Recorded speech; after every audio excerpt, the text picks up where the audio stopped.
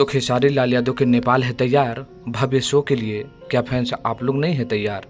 आइए इसी के बारे में बात करते हैं। मैं हूं रविंद्र और आप लोग देख रहे हैं भोजपुरी स्टोर चैनल। दोस्तों आप लोगों को बता दें कि आज 8 जून है।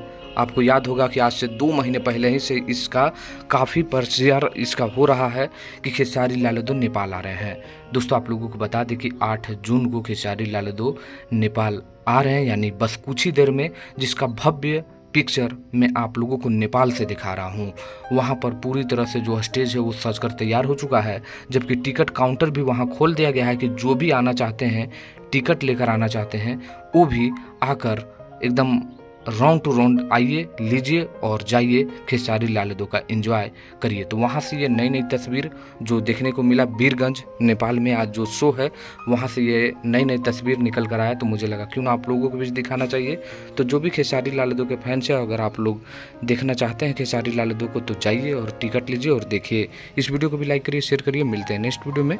धन्यवाद दोस्तों।